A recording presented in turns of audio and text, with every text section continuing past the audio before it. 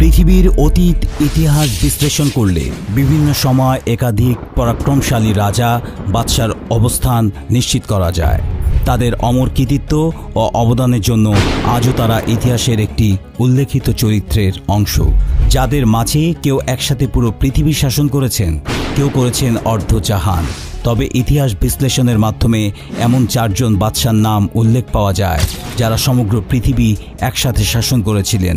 তাদের আধিপত্য বিস্তার লাভ করেছিল সর্বত্র। পৃথিবীময় প্রভাব বিস্তারকারী এই 4 জন বাদশার মাঝে 2 জন ছিলেন খোদাভীরু ও সৎ বাদশাহ, অপর 2 জন ছিলেন মহান আল্লাহর একত্ববাদে অবিশ্বাসী এবং সীমা লঙ্ঘনকারী। যেই 2 জন বাদশাহ মহান আল্লাহর একত্ববাদে বিশ্বাসী ছিলেন, তাদের মধ্যে উল্লেখযোগ্য একজনের নাম জুলকারনাইন এবং অপরজন ছিলেন দাউদ আলাইহিসসালামের ছেলে সুলাইমান আলাইহিসসালাম, যিনি একাধারে আল্লাহর একজন প্রেরিত দূত এবং বাদশাহ ছিলেন। তবে জুলকারনাইন মহান আল্লাহর প্রেরিত কোনো নবী কিংবা রাসূল অথবা কোনো ফেরেশতা ছিলেন কিনা সে বিষয়ে ঐতিহাসিকদের মাঝে মতভেদ বিদ্যমান। সিটিভি বাংলার আজকের এই পর্বে আমরা বাদশাহ জুলকারনাইনের পরিচয় আলোচনাপূর্বক তার সম্পর্কে বর্ণিত ইতিহাস ও কোরআনের আয়াত বিশ্লেষণ করব ইনশাআল্লাহ। পবিত্র কোরআনে জুলকারনাইনের 3টি অভিযানের বর্ণনা করা হয়েছে, যার প্রথমটি তিনি পশ্চিম দিগন্তে পরিচালিত করেছিলেন। এক পর্যায়ে সে সমুদ্র কিনারে এসে পৌঁছায়, যেখান থেকে সামনের দিকে শুধুই পানি দেখা যাচ্ছিল এবং সূর্য সেই পানিতে অস্তমিত হয়ে যাচ্ছিল, কেননা কোনো মানুষের সূর্য অস্তমিত হওয়ার স্থানে পৌঁছানোর ক্ষমতা নেই। অতঃপর যখন জুলকারনাইন এক জালিম ও অবাধ্য সম্প্রদায়ের সম্মুখীন হলেন, আল্লাহ তাআলা তাকে জানালেন যদি সে চায় তাদেরকে শাস্তি প্রদান করতে পারে, আবার যদি সে চায় তাদেরকে ক্ষমা করে দিতে পারে। পুরোপুরি তার সিদ্ধান্তের উপর ন্যস্ত থাকবে।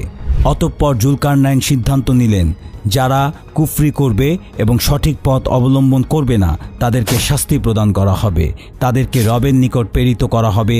অতঃপর তাদের রব তাদের জন্য নিশ্চিত শাস্তির ব্যবস্থা করে রেখেছেন যা তারা ভোগ করবে।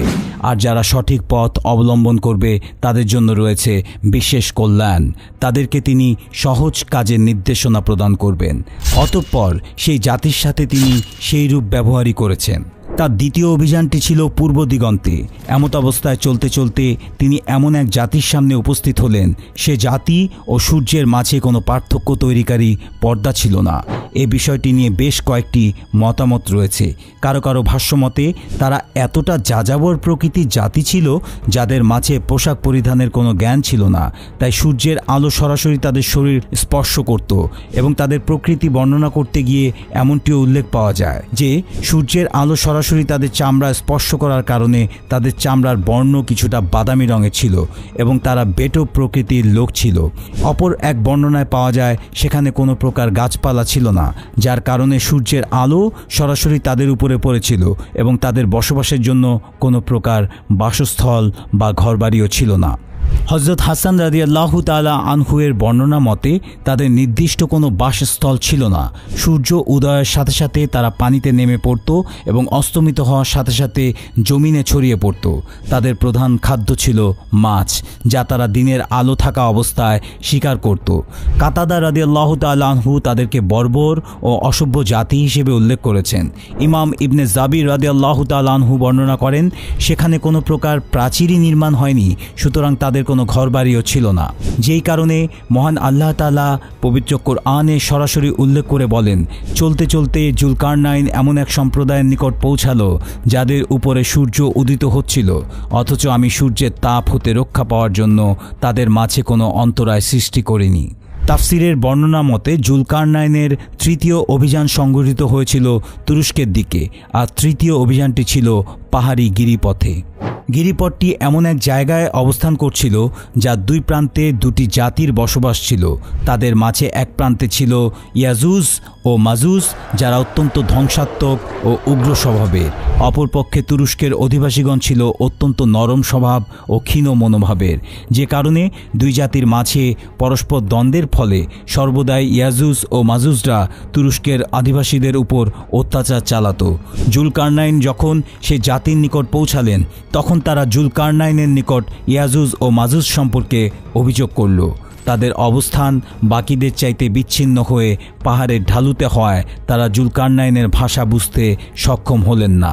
তবে জুলকারনাইন সম্পর্কে প্রতিটি জাতি অবহিত ছিল। প্রত্যেকেই তাকে এক পরাক্রমশালী শাসক হিসেবেই জানত। তারা জানত জুলকারনাইন এমন এক বাদশাহ যে সর্বদা ন্যায়ের সাথে সৎ প্রতিষ্ঠা করে থাকে। তাই তারা ইয়াজুজ ও মাজুজের অত্যাচার থেকে বাঁচতে জুলকারনাইনের কাছে আরজ করল।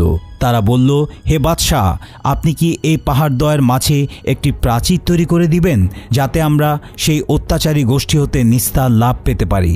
প্রয়োজনে আমরা আপনাকে কর বা এর মূল্য পরিশোধ করতে রাজি রয়েছি। তাদের বর্ণনা শুনে জুলকারনাইন বললেন, আমার প্রতিপালক আমাকে যে ক্ষমতা এবং সম্পদ দান করেছেন তাতে আমি সন্তুষ্ট। তোমরা চাইলে আমাকে জনবল দিয়ে সাহায্য করতে পারো, যাতে আমি তোমাদের এবং তাদের মাঝে একটি প্রাচীর নির্মাণ করতে পারি। উল্লেখ্য যে পাহাড়ের গিরিপথ ব্যতীত ইয়াজুজ মাজুজের পক্ষে তুরস্ক আক্রমণের কোনো দ্বিতীয় পথ ছিল না। তাদের এক পাশে গভীর সমুদ্র, অপর পাশে সুউচ্চ পর্বতমালা দ্বারা বেষ্টিত ছিল।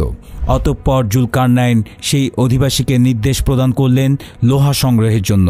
তারা যখন লোহার স্তূপ গড়ে তুলল, লৌহসমূহকে পাহাড়ের গিরিপথে প্রতিস্থাপন করে আগুনের তাপ দিতে বললেন। অতঃপর লোহা যখন আগুনের তাপে গলে সুবিশাল প্রাচীরের রূপ নিল, তিনি তাদেরকে গলিত তামা আনয়ন করতে বললেন। যখন গলিত তামা নিয়ে আসা হলো, সেগুলোকে সেই প্রাচীরের উপর ঢেলে দেওয়া হলো। অতঃপর যখন সেই প্রাচীরটি ঠান্ডা হয়ে আসলো, তা এক মজবুত প্রাচীরে পরিণত হলো। তাফসির ইবনে কাসিরের বর্ণনা এসেছে, প্রাচীরটি দেখে এমন মনে হলো যেন তা এক রেখাযুক্ত চাদর। মুসলমানদের বীরত্ব এবং ঐতিহ্যের অজানা ইতিহাস জানতে সিটিভি বাংলা চ্যানেলটি সাবস্ক্রাইব করে আমাদের অনুপ্রাণিত করবেন। সেই সাথে কমেন্ট বক্সে আপনার মূল্যবান মতামত জানাবেন। জুলকারনাইন মূলত তার প্রকৃত নাম নয়, এটি তার উপাধি। বিভিন্ন ধর্মগ্রন্থে এবং ইতিহাস গ্রন্থগুলিতে তিনি এই নামেই পরিচিত লাভ করেছেন। কোনো জায়গায় স্পষ্টভাবে তার নাম এবং ব্যক্তি পরিচয় উল্লেখ পাওয়া যায় না, যে কারণে ঐতিহাসিকদের মাঝে তার নাম নিয়ে রয়েছে বেশ মতভেদ। জুবায়ের ইবনে বাক্কার ইবনে আব্বাস রাদিয়াল্লাহু তাআলা আনহু উল্লেখ করেন তার নাম ছিল আবদুল্লাহ, এবং কারো কারো বর্ণনা মতে মুসআব ইবনে আবদুল্লাহ উল্লেখ পাওয়া যায়।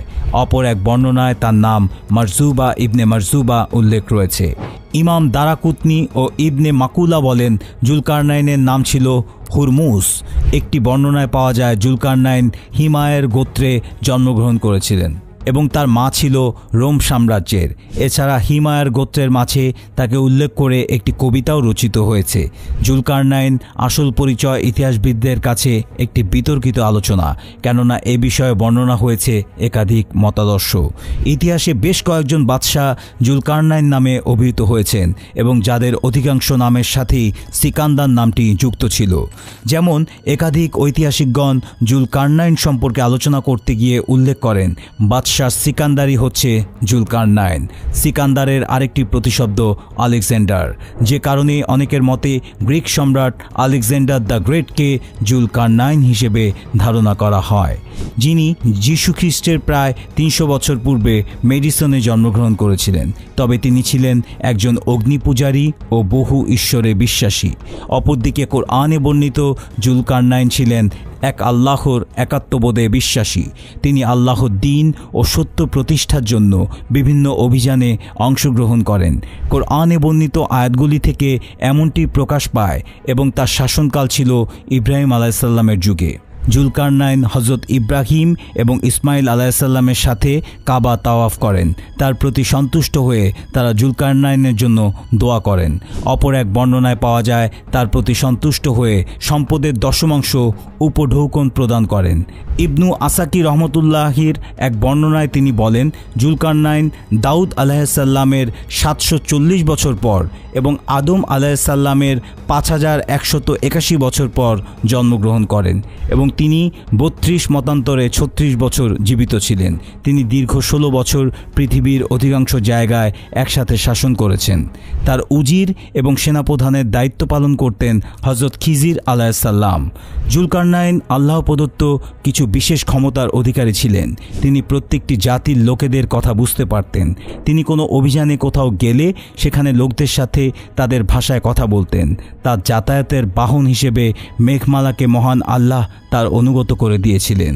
জুলকারনাইনের কাছে মহান আল্লাহর দিক নির্দেশনা ছিল। তিনি যেখানে যেতেন এক আল্লাহর একত্ববাদের দাওয়াত দিতেন এবং তার দ্বীনকে প্রতিষ্ঠা করার চেষ্টা করতেন। তিনি ছিলেন এক মহান আল্লাহে বিশ্বাসী এবং পরহেজগার বান্দা। অনেক ঐতিহাসিকগণ মনে করেন তিনি একজন নবী বা রাসূল ছিলেন, তবে এ বিষয়ে কোনো সুস্পষ্ট প্রমাণ মেলে না। কোরআনে বর্ণিত জুলকারনাইন এবং জুলকারনাইন উপাধিপ্রাপ্ত আলেকজান্ডার দ্য গ্রেট একই ব্যক্তি নন। তবে তিনি কে ছিলেন, কী ছিল তার পরিচয়, এ বিষয়ে একমাত্র মহান আল্লাহ সর্বোত্তম জ্ঞানী। কিন্তু তিনি জুলকারনাইন নামে অভিষিক্ত হওয়ার পেছনেও ঐতিহাসিকদের মাঝে রয়েছে বেশ মতানৈক্য। বিভিন্ন ঐতিহাসিকগণের মতে তার মাথায় 2টি শিং ছিল, যে কারণে তাকে জুলকারনাইন নামে অভিহিত করা হয়। আহলে কিতাবদের মতে তিনি একই সাথে রোম ও পারস্য উভয় সাম্রাজ্যের বাদশা ছিলেন, যে কারণে তাকে জুলকারনাইন উপাধি প্রদান করা হয়। অনেকের মতে তিনি পূর্ব ও পশ্চিম দিগন্তের মধ্যবর্তী সকল স্থানে অভিযান পরিচালনা করেছিলেন, যেটি তার জুলকারনাইন নামকরণের অন্যতম কারণ। সুবা আল কাসিম, আবু তুফায়েল এবং ইমাম সাউরিয়ের মতে হযরত আলী রাদিয়াল্লাহু তাআলা আনহু থেকে এক বর্ণনা পাওয়া যায়। তিনি উল্লেখ করেন, একদা জুলকারনাইন একটি পরাক্রমশালী সম্প্রদায়কে আল্লাহর দিকে আহ্বান করেন। তারা তার একটি শিংয়ের উপর আঘাত করে, অতঃপর তিনি মারা যান। মহান আল্লাহ তাকে পুনরায় জীবিত করেন এবং তিনি পুনরায় সেই সম্প্রদায়কে আল্লাহর দ্বীনের পথে আহ্বান করেন। অতঃপর সেই সম্প্রদায় পুনরায় তাকে অপর শিংয়ের আঘাত করে তিনি পুনরায় মৃত্যুবরণ করেন, যে কারণেই তাকে জুলকারনাইন বা 2 শিং বিশিষ্ট উপাধিতে ভূষিত করা হয়। তবে বিভিন্ন ধর্মগ্রন্থে তার বর্ণনায় উপাধি নাম ব্যবহার করা হয়েছে, কোথাও তার প্রকৃত নাম উল্লেখ পাওয়া যায় না। এমনকি পবিত্র কোরআনেও তাকে জুলকারনাইন নামে মহান আল্লাহ উল্লেখ করেছেন। রাসূল সাল্লাল্লাহু আলাইহি সাল্লাম যখন ইসলামের দাওয়াত প্রচার শুরু করেন, তখন অবিশ্বাসীদের অনেকেই তার বিরুদ্ধে চক্রান্ত সাজাতে শুরু করেছিলেন। তাকে অপমানিত করার পাশাপাশি প্রাপ্ত নবুয়তকে মিথ্যা প্রমাণিত করার উদ্দেশ্যে কাফেররা রাসূল সাল্লাল্লাহু আলাইহি সাল্লামকে কিছু জটিল প্রশ্ন করার পরিকল্পনা সাজায়, যেগুলো সাধারণ কোনো মানুষের পক্ষে উত্তর দেওয়া সম্ভব নয়। যদি পূর্ববর্তী কিতাবের বিষয়ে তার অভিজ্ঞতা না থাকে কিংবা ইলাহ প্রদত্ত কোনো ইশারা না পায়, তবে এই বিষয়ে তারা তৎকালীন ইয়াসরিবে অবস্থিত ইহুদি ধর্মযাজকদের নিকট দূত প্রেরণ করেন। তাদের কাছে এমন কিছু প্রশ্ন জানতে চায় যেগুলো তারা মুহাম্মদ সাল্লাল্লাহু আলাইহি সাল্লামকে জিজ্ঞেস করে তাকে আটকে দিতে পারবে এবং তার নবুয়তকে মিথ্যা প্রমাণ করতে পারবে। ইয়াসরিবে অবস্থিত ইহুদি ধর্মযাজকগণ তাদেরকে 3টি বিষয় অবহিত করে, যার মাঝে একটি ছিল জুলকারনাইনের বিষয়। অতঃপর তারা রাসূল সাল্লাল্লাহু আলাইহি সাল্লামের দরবারে উপস্থিত হয়ে এই 3টি বিষয় জানতে চায়। এর প্রতি উত্তরে মহান আল্লাহ তাআলা কোরআনুল করিমের আয়াত নাজিল করে রাসূল সাল্লাল্লাহু আলাইহি সাল্লামকে বিষয় 3টি সম্পর্কে জ্ঞান দান করেন। যেহেতু ইহুদিরা জুলকারনাইন সম্পর্কে জানতে চেয়ে তার উপাধি নাম ব্যবহার করেছিলেন, সে কারণে তাদের বোঝানোর সুবিধার্থে মহান আল্লাহ তাআলা পবিত্র কোরআনে তার সেই নামটি ব্যবহার করেছেন। জুলকারনাইন সম্পর্কে পবিত্র কোরআনে সূরা কাহাফের 83 থেকে 98 নম্বর আয়াতের মাঝে তার বর্ণনা করা হয়েছে। আল বিদায়া ওয়ান নেহায়া কিতাবের বর্ণনা মতে জুলকারনাইন সম্পর্কে আরও একটি ঘটনার বর্ণনা পাওয়া যায়, তবে সেই ঘটনার সত্যতা কতটা স্পষ্ট সে বিষয়ে যথার্থ নিরূপণের প্রয়োজন রয়েছে। জুলকারনাইন যে দল সঙ্গে করে পুরো পৃথিবী বিচরণ করেছিলেন, সেই দলের নেতৃত্বের প্রধানের দায়িত্বে ছিলেন খিজির আলাইহিসসালাম। কোনো এক তথ্যসূত্রে জুলকারনাইন পৃথিবীর বুকে প্রবাহিত এমন এক ঝর্ণা সম্পর্কে সন্ধান লাভ করেন, যার নাম আইনুল হায়াত বা সঞ্জীবিনী ঝর্ণা হিসেবে উল্লেখ পাওয়া যায়। খিজির আলাইহিসসালামকে দলের নেতৃত্ব প্রদানের দায়িত্বে রেখে সেই ঝর্ণার সন্ধানে যাত্রা শুরু করলেন। পর্যায়ক্রমে জুলকারনাইনের দল একটি অন্ধকার উপত্যকায় এসে পৌঁছায় যেখানে সেই ঝর্ণার সন্ধান মিলে। দলনেতা হিসেবে খিজির আলাইহিসসালাম প্রথমেই সেই ঝর্ণার কাছে গিয়ে পানি পান করেন, অথচ জুলকারনাইন সেই ঝর্ণার কাছে প্রবেশ করতে পারলেন না। পার্শ্ববর্তী অবস্থানে অবস্থিত একটি প্রাসাদে ফেরেশতার সঙ্গে সংলাপের মাধ্যমে সেখান হতে তিনি একটি পাথর নিয়ে আসলেন। উপস্থিত আলিমগণের প্রশ্নোত্তরে তিনি সেই পাথরটিকে ওজনের উদ্দেশ্যে একটি পাল্লায় রাখলেন, অপর পাল্লায় সমপরিমাণ 1000 পাথর উঠালেন। বিষয়টি পর্যালোচনা করে খিজির আলাইহিসসালাম এটির রহস্য সম্পর্কে জানতে চাইলেন। অতঃপর জুলকারনাইন সেই 1000 পাথরের মধ্য হতে একটি পাথর উঠিয়ে সেখানে এক মুষ্টি মাটি প্রদান করলেন। মাটি প্রদানের সাথে সাথে সে পাল্লাটি ভারী হয়ে গেল। অতঃপর জুলকারনাইন ঘটনাটির ব্যাখ্যা প্রদান করে বললেন, এটি হচ্ছে বনি আদমের উপমা, যার কবরকে মাটি ছাড়া কিছুই পরিতৃপ্ত করতে পারে না। বিষয়টি উপলব্ধি করে উপস্থিত আলিমগণ জুলকারনাইনকে শ্রদ্ধাভরে কুর্নিশ জানালেন।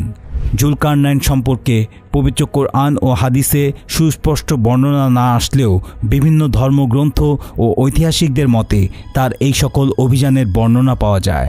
তবে এক্ষেত্রে অনেক দুর্বল সনদের হাদিস বর্ণনা হয়েছে, যেটি বিশ্বাসের ক্ষেত্রে আমাদের সতর্কতা অবলম্বন করা জরুরি। সিটিভি বাংলা পার্মানেন্ট মেম্বারশিপ বাছাই পর্বে আমাদের আজকের প্রশ্ন: কুরআনের কোন সূরাতে জুলকারনাইন সম্পর্কে বর্ণনা করা হয়েছে? ক. সূরা ইয়াসিনে, খ. সূরা বাকারায়, গ. সূরা কাহাফে, ঘ. সূরা আর রহমানে। সঠিক উত্তরের পাশাপাশি যাদের মন্তব্য ভিডিওর সাথে সম্পর্কযুক্ত হবে এবং অত্যন্ত সুন্দর হবে তাদের মধ্যে থেকে 20 জনকে সিটিভি বাংলা পার্মানেন্ট মেম্বারশিপে বাছাই করব এবং আমাদের ফেসবুক পেজে তাদের নাম লাইভে ঘোষণা করা হবে।